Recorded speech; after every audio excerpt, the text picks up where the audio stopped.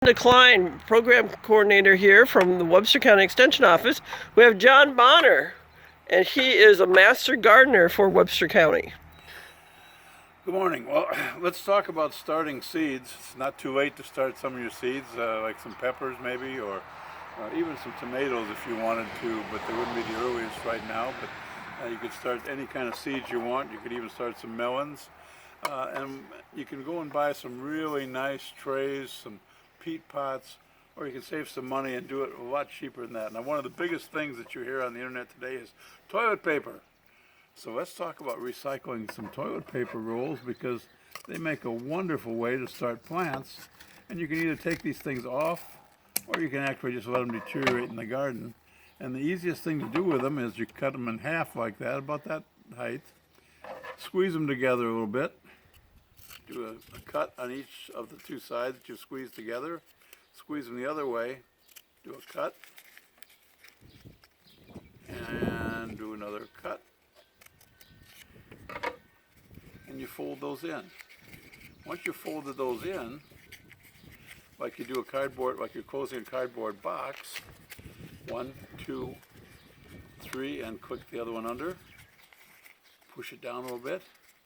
The bottom is sealed up. Not a problem. Now you have your strawberry box. Strawberry boxes you throw away. They're the same as these nice fancy containers you have. And so let's put in 7 of those. A bag of potting soil. Take your little closed end. It'll keep all the soil in there. You fill it up. And you put it in there. And each one of these little strawberry boxes will hold 7 of these starters. Now, you're not going to start too many things probably. 20, 15, whatever is all you'd need. And now once you've gotten to this point, you've got the 7 little containers. You can take a toothpick or a matchstick. Make a little hole in the middle, put your seed in and tamp it down. Water it with a sprinkling bottle or whatever you want for putting a little water on them. Close it up and you're ready to grow. Now if you want to do it a different way, again, recycling, repurposing, you can take something as simple as an egg carton with eggshells. Half eggshells filled with dirt.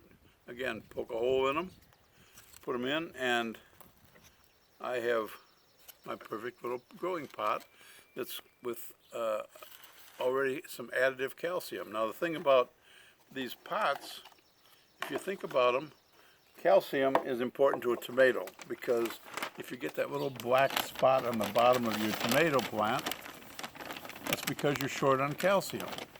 And you can supplement calcium, you can buy some calcium, or when you're starting out to do your planting, the flower pot that you had from last year when you replanted your flowers, keep those. You take your little eggshell, crack off your shell, break it into little pieces, and there you have your plant ready to go. Put it in there.